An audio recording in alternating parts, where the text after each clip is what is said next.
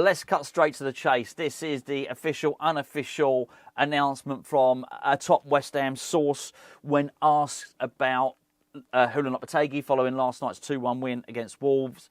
The source was asked, does that mean that Lopetegui's safe after winning El Sackico, or is it El Sackico, whatever it is? The reply came back, for now. He's safe for now. We do not want to make a change, but we're not stupid and we realise we have to improve. Last night was not a great performance, and long term we have to do better. Now, some people are sort of reporting that and hailing that as a vote of confidence and Lopetegui staying. For me, there's so much wriggle room within that statement, and that is not a vote of confidence. You have to have... It's the pessimist in you as a West Ham fan that makes you think that that is a statement that Lopetegui's staying. So basically, if you don't want Lopetegui to stay at West Ham, you think, oh God, he's staying. But take your West Ham spectacles off for a second. In fact, view it outside of football. I know I do this too often, but it does tickle me, and it is a little bit amusing. Let's forget this is a West Ham source, and let's forget it's about football, right? Let's imagine your girlfriend has asked you if you're gonna stay together as a couple, and this is your reply. For now. I mean, try that one. I mean, it doesn't need to go much further. For now, I don't want to make a change, but I'm not stupid, and I realise that things have got to improve between us. Last night was not great. It was not a great performance. You, not me, obviously. And long term, we have to do better. Your girlfriend's not taking that. Oh no. No. It's over then. You wouldn't. It would be hard to look at that and think, oh, this is positive, isn't it? We're going to stay together. You could only read that and think, oh, it's all over. Look, let's be perfectly blunt about this. I don't know how. Okay, so he wins El Sackico, whatever you want to call it. Realistically, if we were to get outclassed by Bournemouth in the next one, I think he's got Bournemouth. Don't worry about it. I don't think that is now a must-win. So I think he can lose against Bournemouth. Can he lose against Bournemouth badly and then lose against Brighton, or lose against Bournemouth and then lose badly against Brighton? It's all. I think it's just as bad as it was. Sort of 24 hours ago, really. It wasn't a classic. Let's be fair. Against Wolves. They had 19 shots, we had 19 shots. I thought we were better. We deserved to win it. 2 disallowed goals, I'll tell you that as well. They were offside, and I was disappointed for Kudus. But I thought the best players were West Ham players. And the whole thing about him losing the dressing room, I mean, I never said, and I never thought he'd lost the whole dressing room. I always thought there were people still on his side, and there were people I felt he'd ostracised.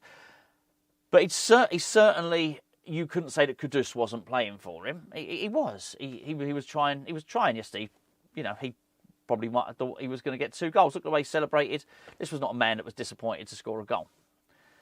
And I think bearing in mind that Lopetegui had whatever argument, fisticuffs, no fisticuffs, I'm joking, with him. And even Todibo. So look at Todibo. I like the way that actually Lopetegui sort of hugged Todibo, gave him a pat on the back before he went on. Clearly some humble pie has been eaten. Clearly they've had a little, whatever, even if it's not a kiss and make up, an agreement that they'd do what was best for West Ham. You didn't see any attitude there or anything like that. So I do think a lot of that was probably led by Jarrod Bowen. I mean the way the team played, and that was very much felt last night. Bowen was club captain, team captain, and I mentioned when I did the player ratings this morning over on Patreon, it felt like a coming of age for Bowen last night as captain. So as well as he played, we'll talk about that in a second. He was brilliant, but actually from a leadership standpoint and everything else, and you hear that it was him that separated Todibo and Lopetegui, and it was him that thought there was disrespect to Lopetegui. Now I don't know. I'm not convinced for a moment that maybe Jarrod Bowen is convinced with Lopetegui's tactics, but he knows his role as club captain, and he knows he has to support the head coach, and he understands the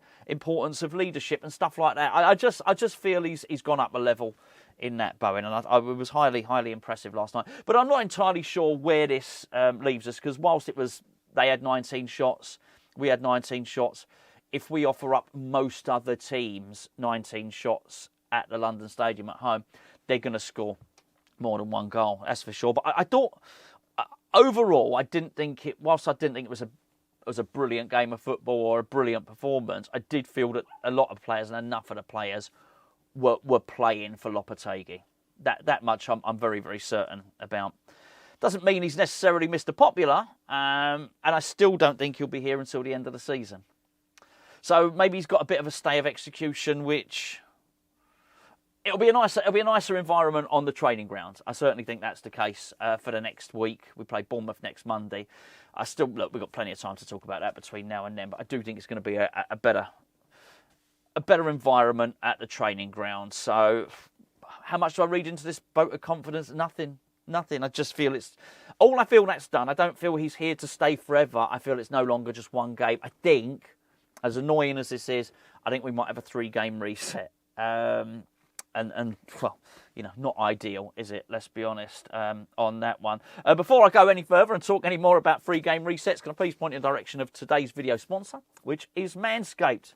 Mr. Manscaped 5.0, Lawnmower 5.0, you know that. It's amazing how you can use this in the shower. Actually, when all the water is flowing down and it doesn't electrocute your bits that you don't want electrocuted, if you know what I mean. It's got ceramic blades, this thing. It's absolutely magnificent as well, which means that because they're ceramic and not metal, they don't cut bits and pieces that you don't want getting cut.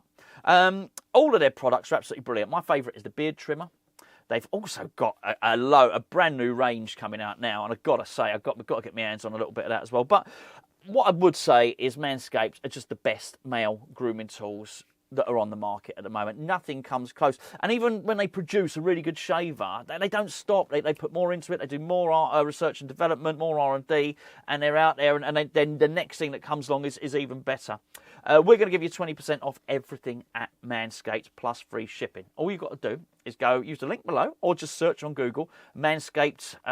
If you go to manscaped.com, it will take you to the UK website anyway. You're going to get free shipping as well, 20% off of free shipping. When you go onto the website, it will say, do you have a discount code?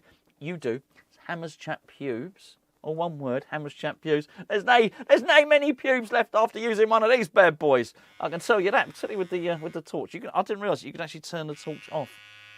Hold on. Okay. Illuminated? Not illuminated. Don't want to be doing that in the dark, though, in the shower. Check it out. Use the discount code. Manscaped, just great products. So, we've got a stay of execution, but I feel the ultimatum is still there for Lopetegui.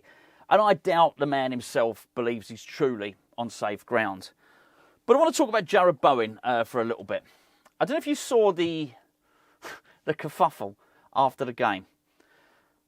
And as well as Jarrod Bowen played, and I do think he's gone up absolute levels this season in his game, the leadership he showed was impressive, but I really liked what I saw after the game. Now, if you haven't seen the clips, I'm sure most of you had, Bowen went to shake hands with Lamina. And Lamina refused a handshake. I loved how affronted, I loved how annoyed Bowen was at the lack of manners and sportsmanship from the Wolves player. Basically, the guy had lost the plot. The guy was ill-mannered and he'd lost the plot. And as you know, if you watch the build-up and all the rest of it, I like him. I like him as a player. I really do.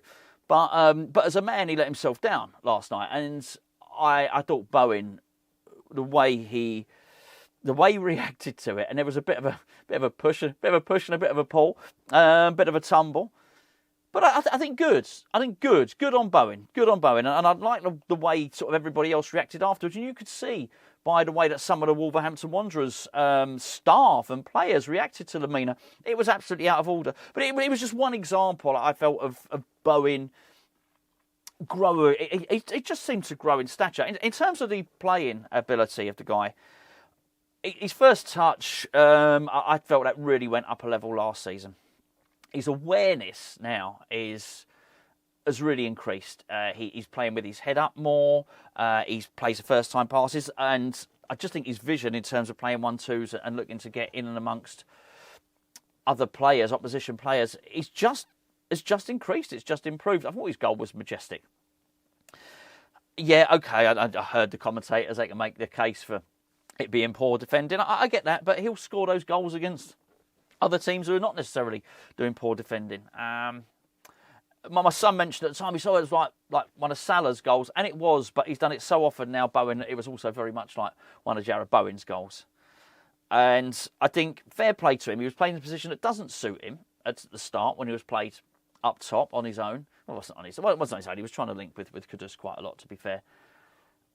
But when he was moved more to the right-hand side, you really saw the quality of the guy. The best player on the pitch. Again, how many times do we say that? I thought it was absolutely magnificent. Also, just want to give maybe a special mention to Crescencio Somerville, who's a little geezer with a big heart, and he got systematically fouled yesterday and actually drew at least 3 yellow cards from Wolves players, just himself. Really, really impressive. It was their only answer to him was to hack him down, and to hack him down repeatedly.